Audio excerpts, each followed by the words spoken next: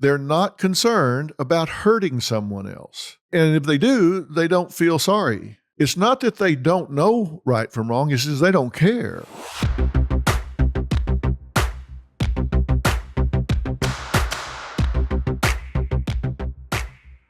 Hey, it's Dr. Phil. Welcome back to Fill in the Blanks. As you know, we are in the middle of a series about personality disorders. We're talking about the toxic personalities in your life. As I've told you, I'm not wanting this to be like a formal presentation.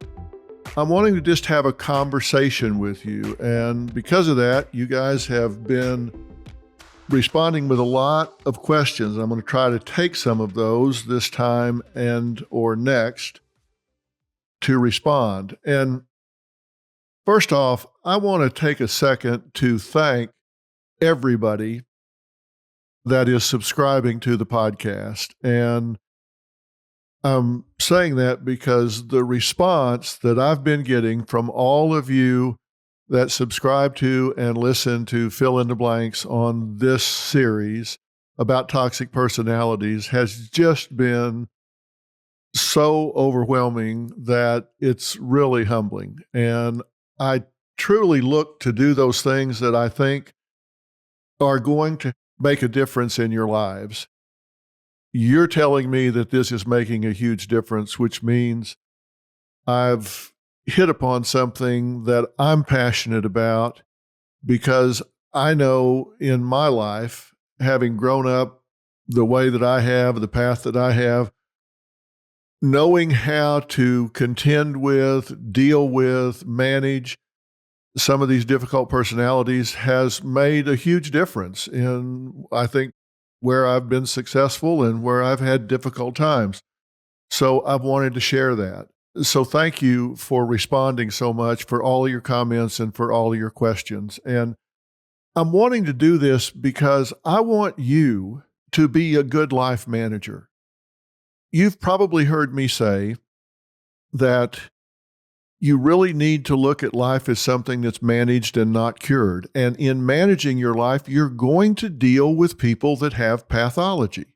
When you deal with them, if you have a strategy, if you have coping skills, then it's someone that you can contain. It's someone that you can even manage and point rather than just judge and suffer. I want that to be a skill set that you develop through what we're talking about here. I'm not trying to get you to become a diagnostician. I'm not trying to get you to sit in judgment of everybody in your life, but I don't want you to miss red flags. I said early on in this series, I want everyone listening to contact at least one person in your life that you love and care about and tell them to listen to this series. Tell them to subscribe to Fill in the Blanks and listen to the series. But I don't want them to jump in now. I want them to go back into the library and listen to the beginning when we started talking about narcissism. Because if you'll remember, we talked about narcissism and the different types of narcissism, the 4 different types, what to do about it. Then we talked about borderline personality. So what are we going to do today and why? So when you contact these people that you care about and ask them to join you in this series about toxic personalities in the real world, I don't want them to jump in mid-story here. I want them to pick it up from the beginning so they have all the tools that you have.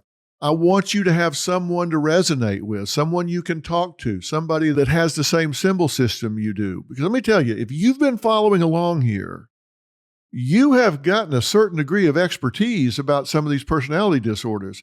I have been through bachelor's degree, master's degree, PhD, and I can tell you the information I've been giving you is very much like what you would get if you were in a PhD program in psychology.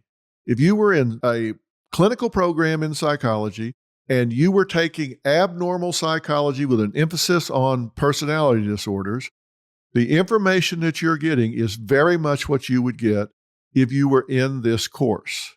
You might spend more time on it. You might read some other articles about it, but I've done all of that and pulled it together. I'm not the repository of all knowledge. I do research to refresh myself, look at current articles.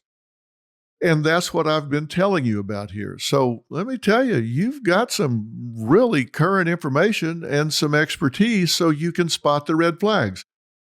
Again, I'm not asking you to diagnose people. I want you to say, bingo, red flag. I need to be cautious about this. Now, today, I want to talk about the antisocial personality disorder. This is something you probably haven't referred to as antisocial personality disorder or ASPD. You've probably talked about it in your life as psychopathy or sociopathy.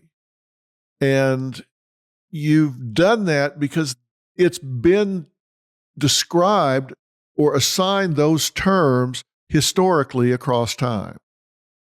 We've said, that guy's a psychopath. And that's still used in common parlance. And that's okay. Look, I told you I'm not big into labels, other than it helps us to know that we're treating the right thing.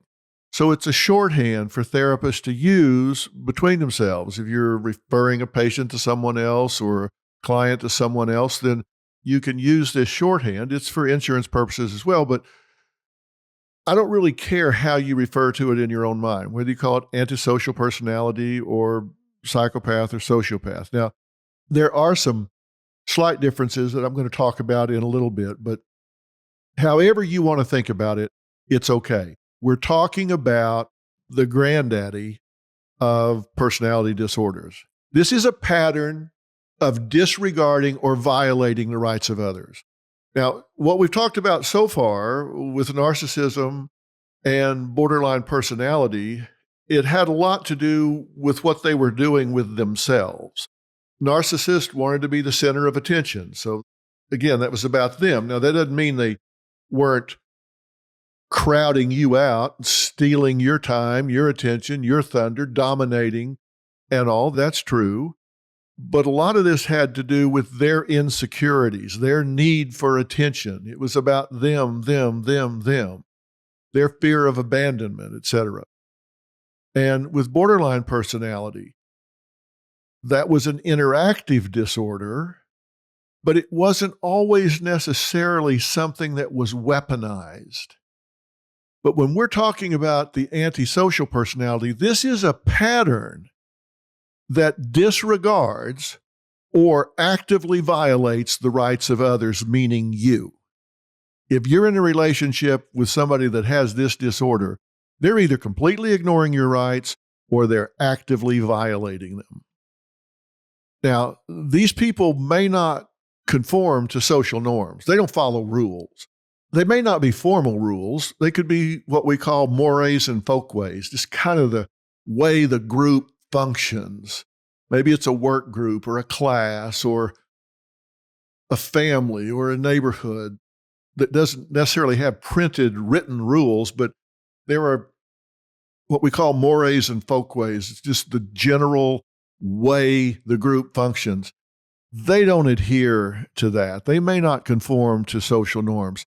They may repeatedly lie or deceive others, or they may act impulsively. Now, this pattern, as I say, has been referred to in a lot of different ways, but it always has those characteristics.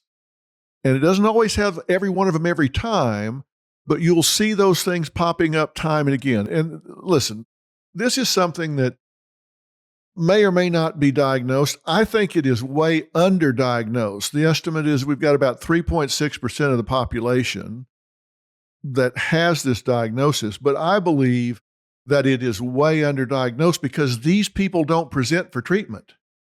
The way they get to treatment is a lot of times the court refers them, or it's in couples therapy because their partner has had enough. So the estimate is 3.6% of the population, but I think that is way underestimated because they just don't show up in the therapy system. Now, this usually starts early in life. This isn't something where somebody's usually just fine until they're 35 or 40. No. This shows up early in life. This occurs way more in men than it does in women. A lot. That testosterone gets to flowing, and these men, it just shows up like 6-7 times more in men than it does in women. And it is way overrepresented in the prison population. Why? Because these people don't follow rules. They don't respect authority. They come into conflict with authority. They're going to come into conflict when they're young with the authorities at school, with their parents, with coaches, scout leaders, whoever. They just come into conflict with authority on a regular basis. And as they get older, their ability to create bad problems, to create conflict of gravity that has more dire consequences just goes up. So they're overrepresented in the jail and prison population because now the authority they're coming into conflict with are the police. So they don't follow traffic rules. They have a suspended license. They don't care. They're going to drive anyway. They say you're not supposed to drink and drive. They don't care. They're going to do what they want to do. The speed limit says 30. They'll go 60. It doesn't matter. They don't conform to social norms. They're going to do what they want to do because they have a disregard for other people's rights. They're not concerned about hurting someone else. And if they do, they don't feel sorry. They don't feel remorse about it. Now, there's a distinction here. They do know right from wrong. And we'll talk about how that's different from some other disorders here in a minute. It's not that they don't know right from wrong, it's just they don't care. It doesn't bother them to break the rules. They don't have that ability to feel empathy, that ability to feel remorse. So they know right from wrong, but they're going to do what they want to do anyway. They're very selfish people. So what are some characteristics? Let me just describe them to you narratively, but let me click them off. Failure to conform to social norms, deceitfulness, manipulativeness, impulsivity, irritability, and aggressiveness. This is where I say they violate the rights of others. Reckless disregard for the safety of self or others. That's why I said they'll drive drunk, they'll speed at unsafe levels. Irresponsibility. Again, they'll drive recklessly, they'll drive 120 miles an hour down the freeway. They're irresponsible. They're not concerned for their safety or your safety. And they have, this is a big one, a lack of remorse. If they do something that hurts you, they get you fired, they get you in trouble, they wreck your car, they get you injured. It's not like they go, oh my God, I feel so terrible. No, they don't.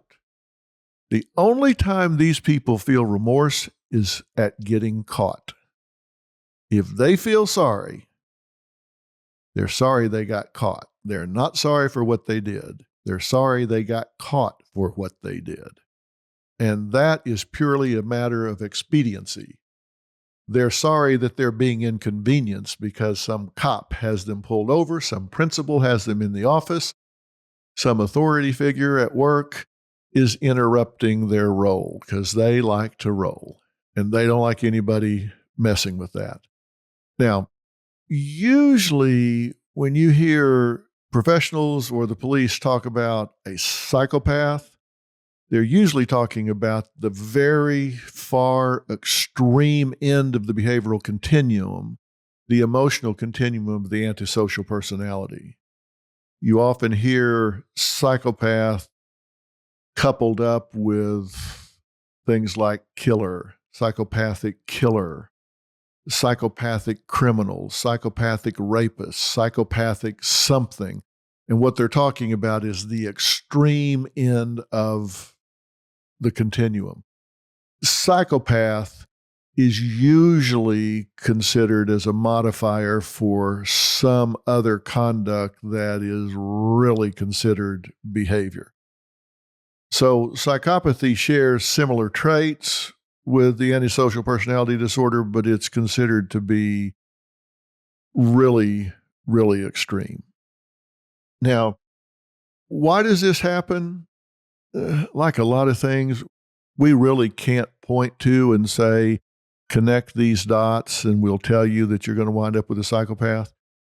We do know that there does seem to be a genetic factor, meaning that if there's someone in the family that has this history, that it's more likely to reoccur in the family. Environmental factors can influence this. If this has been role modeled by someone in the family, if there are environmental conditions where this kind of behavior is rewarded or at least not punished or rewards withheld, it's likely to occur. And it can occur pursuant to traumatic brain injuries where parts of the brain where impulse control is generally asserted is just simply not in control anymore because the behavior inhibition is just not there.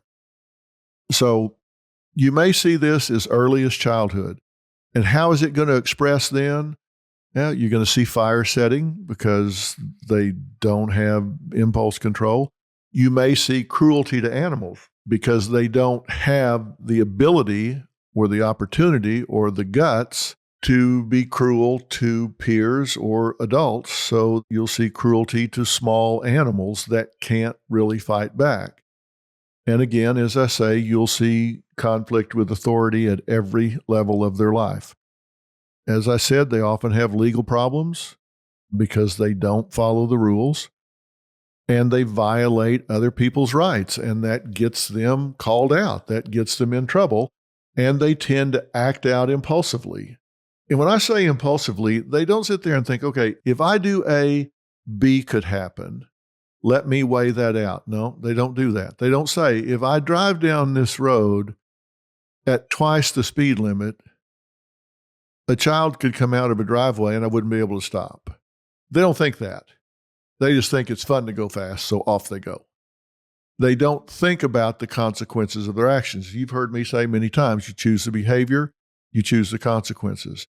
They don't even think about consequences. They just choose the behavior. Now, you're going to see these people display a lot of irritability. Their tolerance levels, the threshold for them flying off the handle, for them getting angry, for them blowing up and losing their temper is very low. Their distress tolerance is not good. They're kind of hair-triggered. So you're going to see a lot of aggressiveness, a lot of irritability. And as a result, they tend to get into a lot of physical confrontations. They have real difficulty putting themselves in someone else's shoes. I hear parents a lot of times talking to children that are on a path to antisocial behavior, and they'll say to the child, now, come here, stand right here. How do you think that made him feel? We get a blank stare because the child has no idea. So they just look at the parent like, I don't know. Well, you just stand here till you think about it. Well, you need to go get him some water and a diaper because he's going to be there a long time. He doesn't know. And it's like asking him to get taller. If you ask someone of this orientation to give you an empathetic answer, to stand in another person's shoes and tell you how they feel, you might as well be asking them to get taller. You can stand there till the cows come home. They cannot give you an answer. They do not know. They often have poor or abusive relationships with others because of just that reason. They don't think this is going to hurt their feelings, so they behave in a way that hurts the other person's feelings because they don't know that, hey, this is going to really make them feel bad. And I get that, and I don't want to create that. They don't think that. So they just vent. It's cathartic for them. They just let go without consideration for how it makes other people feel. They will lie when the truth would do better. It's just their adjustment. They just lie.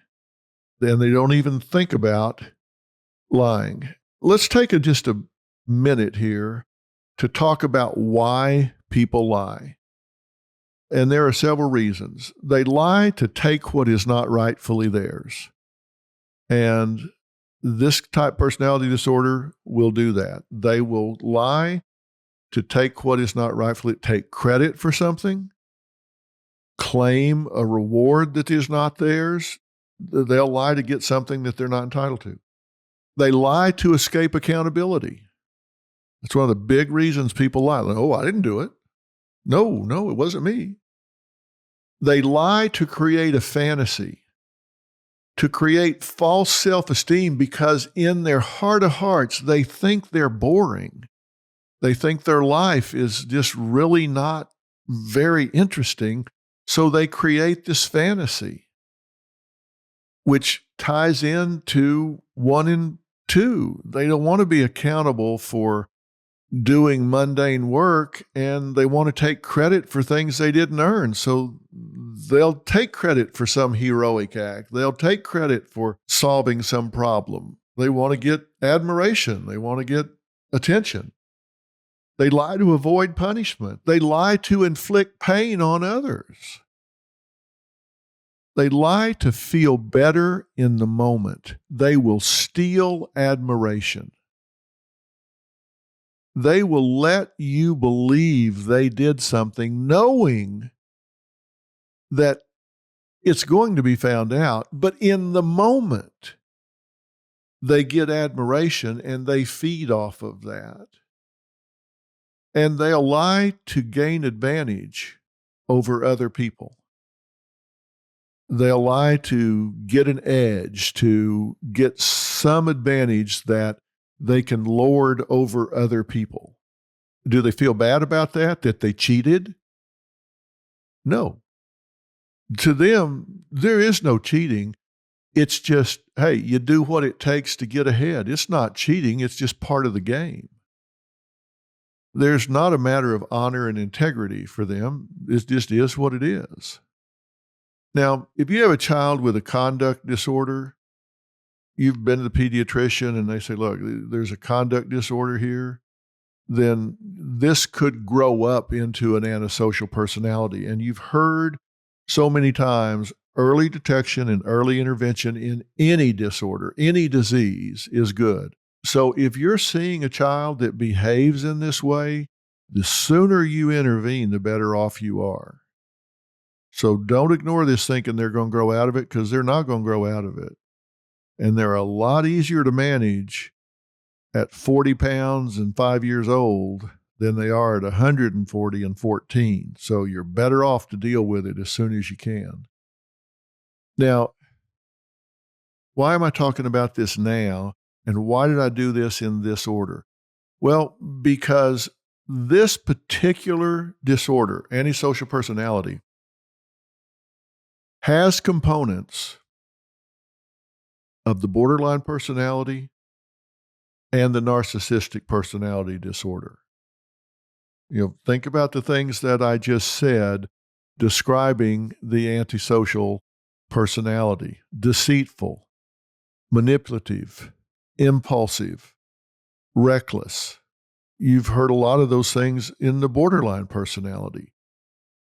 You've heard some of those things about the narcissist. All of those things are rolled in here, but here they tend to be pretty malevolent with them. They're actually doing this in a very hurtful way. They're weaponizing it. They're aiming it. Now, this is going to express in relationships. It can be spousal or child abuse. These folks tend to be overrepresented in the alcohol or substance abuse population, jail or prison, as I said. Any kind of assault, aggression against others. And there's comorbidity here. This doesn't occur in isolation. These people also suffer with a lot of depression and anxiety. A lot of times, these people can be very successful for short periods of time, but it does tend to catch up with them. So you see them sometimes homeless, low socioeconomic status, and they tend to have shorter life expectancy because they take high-risk behaviors. They're irresponsible. They're overrepresented in cause of death from violence. Because again, there's a lot of conflict. These people get in situations where they wind up getting killed. So how do you prevent this? Well, there's not a great way to prevent this. As I said, early intervention is important, but you're probably wondering, is my child going through a phase? Am I married to someone like this? Is he talking about me? Well, There's actually a checklist that's pretty good about this, and it's called the Hare Psychopathy Checklist. This is a preliminary research rating scale that was developed by Robert Hare and his team that you can really look at. And I'm going to put this on the website and on my Facebook page so you can go through. And when I say checklist, it's just that. You can go through and check and see how many of these characteristics either apply to you or the person you're concerned about. And I'm not going to list them all here because there's quite a few, but I'm going to give you a few examples. Glibness, superficial charm, grandiose sense of self-worth, pathological lying, lack of remorse, shallow affect, meaning their emotions are very shallow. Parasitic lifestyle, they use other people is what it means. Poor behavioral control, promiscuous sexual behavior, impulsivity, irresponsibility, juvenile delinquency, short-term relationships, particularly marital relationships, because they blow them up. So go through and see how many of those things check off for you or somebody else. These people have trouble in relationships just like borderline personality people do. There's also a test for these sorts of things, and I'm not trying to get you to self-diagnose, but this is a test that you can kind of go through that's considered to be a first step towards getting treatment to see, does this describe me or somebody I really care about? And it too is kind of a checklist, and it gives you a lot of items that you go through and you just check how much they apply to you, like always, often, sometimes, rarely, or never. And it talks about some of the same things.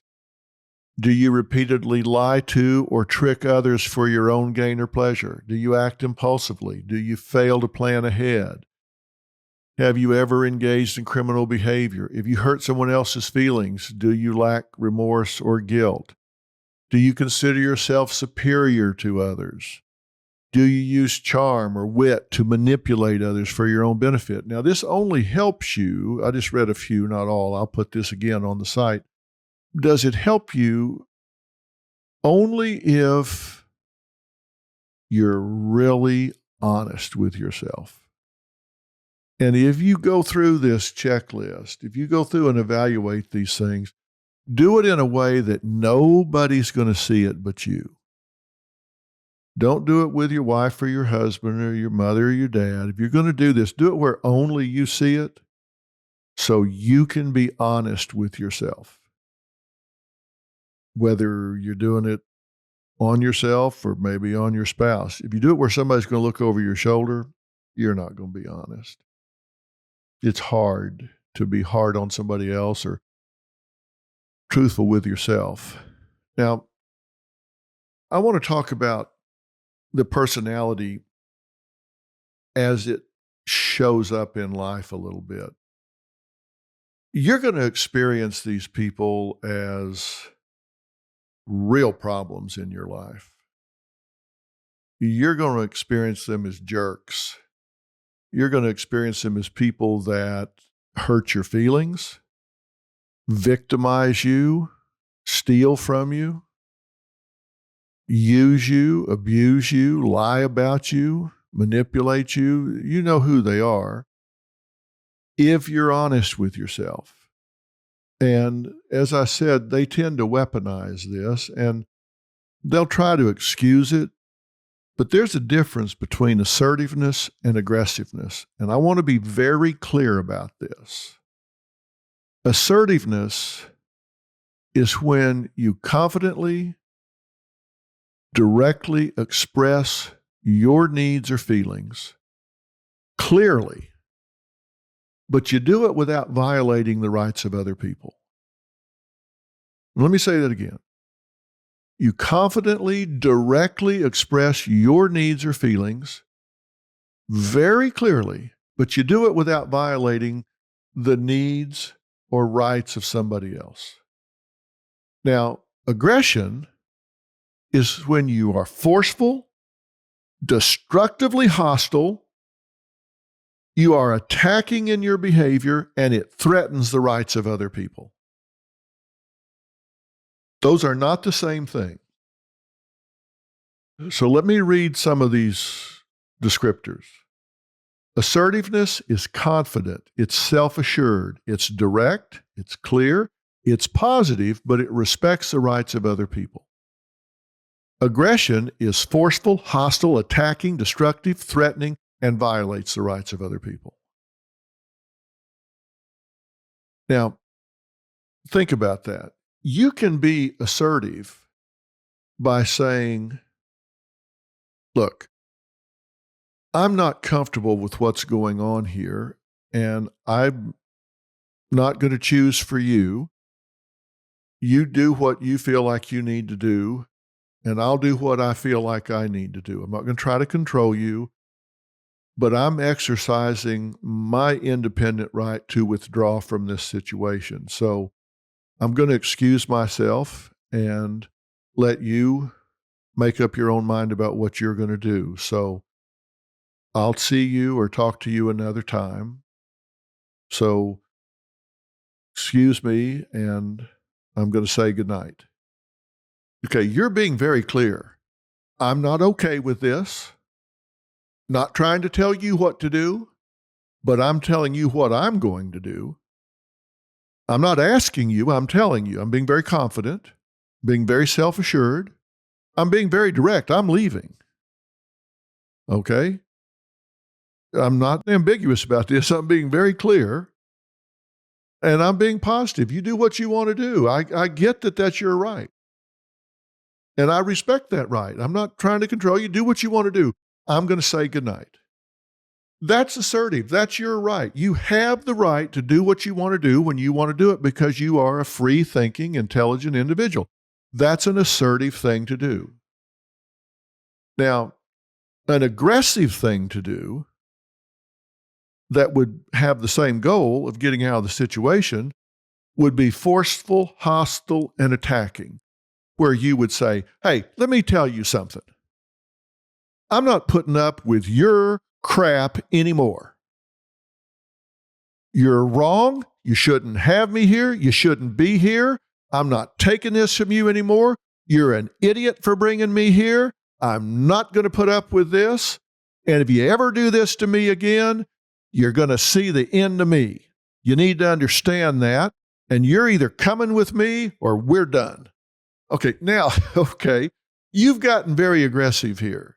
You're forceful and hostile. You've attacked them. You've called them an idiot. You've threatened them. You're not ever going to see them again if they don't do what you want them to do. You've threatened the future of the relationship. You've just put everything, the relationship on the line, which is very manipulative.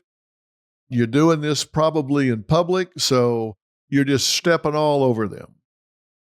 Does it get you out of the situation the same way the assertiveness did? Yes, but it's like killing a mosquito with a shotgun. It's overkill. You don't need to do it. You can be assertive and say, listen, I just need to tell you I'm going to excuse myself.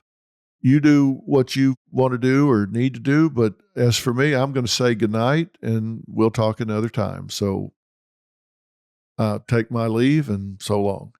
Okay, forceful, you're very clear, you're just positive and you're gone. The other way, you assassinate their character on your way out the door and threaten them while you're doing it. Very different. So one is assertive, the other is aggressive. Antisocial personalities will almost always choose aggressiveness. They may even go to the point of being physical because that's who they are. That's what they tend to do. That's the difference. That's when you know that you're dealing with an antisocial personality or you're behaving in that way. Now, let me talk about some myths here so you understand. One myth is that the antisocial personality disorder is not treatable. That's sort of a myth because it is very difficult. There is some psychopharmacology that can be used here, And you're really not treating the personality disorder as much as you are treating the aggression. You're mellowing them out some. Non-psychopharmacological treatment methods, cognitive therapy, behavior therapy, group therapy, family therapy, which are talking therapies, I have to tell you, it's not the best prognosis. Can they get better? Anything's possible, and they can get better with time, but compared to treating someone that's highly motivated, like let's say they have a phobia, the prognosis for treating a phobia, an irrational fear that's been attached to some object or situation, prognosis is excellent. Prognosis here, not so much. In fact, some of these clients can get worse with therapy. Why? Because the therapist, in an effort to coach and improve the conduct of the antisocial personality disorder, will model for them what empathetic behavior looks like. They'll teach them how to reflect feeling, how to reflect appropriate emotions. And the psychopath, the antisocial personality disorder, will go to school on that. They go, okay, I didn't know how to do that before, but now I'm going to be a little harder to spot because I know at least how to mimic empathetic behavior. So I can hide in plain sight now because somebody's taught me how I'm supposed to behave. Now, they may not know anything beyond what you've modeled for them, but that can cause them to be a little harder to detect. And let me show you how this works. Somebody that has the capacity for empathy, someone might come in and they're 15 minutes late for work and they say, hey, sorry I'm late, but as I was leaving the house, my dog got out of the gate and ran into the street and it got run over and killed. Well, a normally functioning, healthily functioning individual will do what we call empathetically reflecting feeling. So they're likely to say something like, oh my gosh, you must feel terrible. Here, sit down for a minute and then talk to me. I'm so sorry. And they're thinking how they would feel in that situation. And so they comfort the person. They're sympathetic, but they're also empathetic. They can relate to how the person must be feeling. And so they'll say things like that. Oh, you just must feel terrible. I am so sorry. And, they might inquire, were you alone? Did you have to deal with this by yourself? Oh my gosh, that's terrible. A psychopath, someone with an antisocial personality, doesn't know how to relate at that level. They don't understand intimacy. They don't understand empathy. So what they're going to do is reflect content, not feeling. So the same person would come in and say, sorry, I'm late, backing out. Gate was open, dog ran the street, got run over and killed. The antisocial personality disorders say, really, what kind of dog? Chihuahua. That's too bad. They don't know how to put themselves in that person's shoes and reflect feeling. All they know how to do is reflect content. Oh, dog got run over. What kind of dog? Kill it outright? Did it squeal? That's all they know how to do is reflect content, not feeling. And so if they get into therapy and the therapist does what I just did, which was to model how an empathetic person would relate, they go, oh, okay, I got that now. If somebody suffers a loss, a key phrase is, "Oh, you must feel terrible. Have a seat. Tell me about, were you alone?" They go, "Okay, I got that. I got that." So now something like that happens. They do that. And if that carries the moment, the person that suffered the loss might walk away and say, "Oh, he was so kind. He was so warm. It was really nice." And that would cloak the fact that he was not genuine because he was taught some skills to hide that. So, do they get better? They can, but the prognosis is not great, and sometimes they get worse. Myth number 2, antisocial personality disorder and avoidant personality disorder are the same. No, they're not. They're not the same at all. They're very different. A person with antisocial personality disorder has trouble with relationships because, as I just said, they can't relate at a feeling level. The person with the avoidant personality disorder, which we haven't talked about yet, they avoid intimacy because they're just certain that they're going to be judged and rejected. So they don't want to put themselves in that situation because they fear that it's going to go badly. So the antisocial personality doesn't know how to get close or be intimate. The avoidant personality doesn't get close enough to even be in that situation because they know they will fail. Myth number 3, antisocial personality disorder is an excuse for poor behavior. No, it is not. These people know right from wrong. One of the things that I had to deal with in court work was sometimes helping the court to decide if the behavior that the court or the jury had to sit in judgment of was an irresistible impulse or an impulse not resisted. Was it an irresistible impulse or an impulse not resisted? And there is a big, big difference. An irresistible impulse means the person was out of control and had no choice, like blackout anger. An impulse not resisted is they just had an impulse and made the choice not to resist it.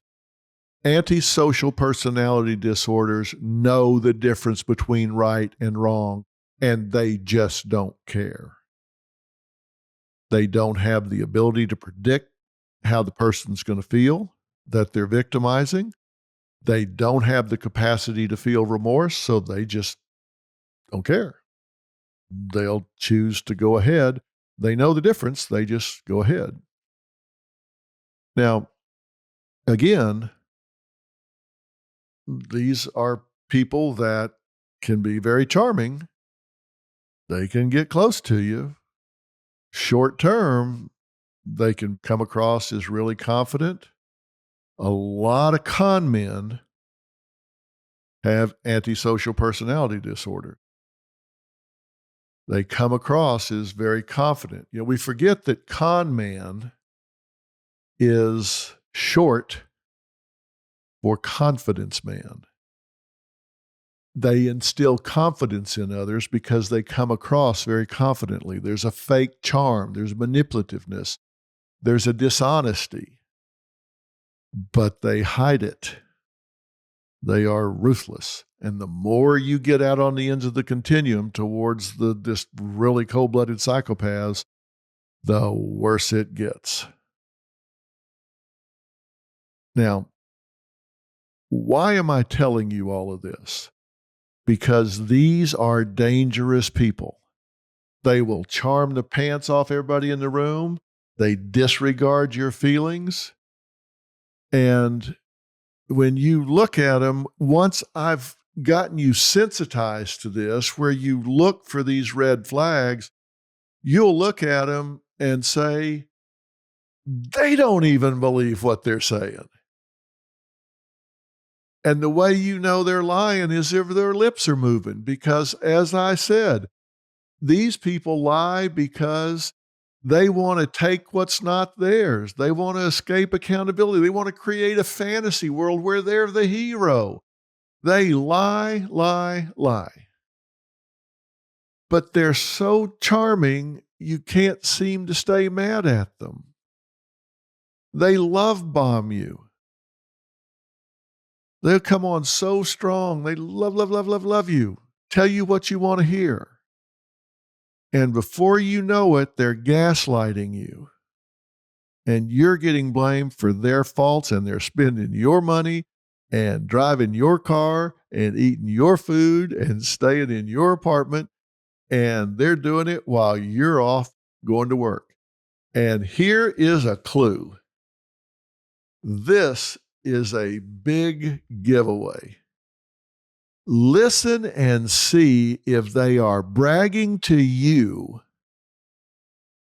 about how they have conned, manipulated, or gotten even with somebody they were in a relationship with before you. Now, hear what I just said. Think about it. Are they bragging about how they outsmarted, victimized, or exploited somebody in a relationship before you? How they really put the pants on somebody before you, how they conned somebody out of their money, how they pulled the wool over their eyes, how they got the advantage, the upper hand, and really came out the winner in a relationship before you. They don't have the ability to understand that you would be sitting there thinking, wait a minute, is he going to be saying that about me with somebody else a month from now? They don't see that. But I want you to see it. Because if they will do it with you, they will do it to you. Don't think for a second that you're the one that's going to change them. Now, there might be somebody in this world that is so great and so inspirational that it's going to change them forevermore. Assume that is not you, because it is not you. You are not going to change this person. What you need to do is get professional help. And if they don't respond to it, my advice is you need to put these kind of people in your rearview mirror. Because as I said, the prognosis is not good, and you need to protect yourself, limit yourself, set up boundaries, and keep yourself protected. Like I said, I don't care how charming they are. If their lips are moving, assume they're lying. Don't leave your money laying around. Don't let them know your passwords. Don't let them know your credit card information. Don't let them in any way get in a position to take advantage of you. Now, I said I was going to answer your questions, and I'm going to do that, but I'm going to do it in our next session. And let me tell you what I'm going to do in our next session. I am going to take the narcissistic personality, the borderline personality, the antisocial personality, and a few others, and I am going to roll them into one, and I'm going to tell you how they get into your life, how they exploit you, and what you can do to inoculate yourself, to put a force field around yourself. And then I'm going to give you the strategy you need to be a winner, even in a world where you have toxic personalities swirling all around you. Because there is a winning strategy. Even if you realize there are sharks in the water, I don't see the world as a negative place. I don't see the world as a necessarily hurtful place. I see the world for what it is. There are some good people out there. There are some bad people out there. But there is a strategy that you can use to A, protect yourself, and B, come out a winner. I want you to have a strategy. I want you to know that you're not a victim. I want you to know that there is a plan that you can execute. The next sessions that we're going to spend together may be the most important sessions we have ever had. I will see you. You will hear me next Tuesday. So long.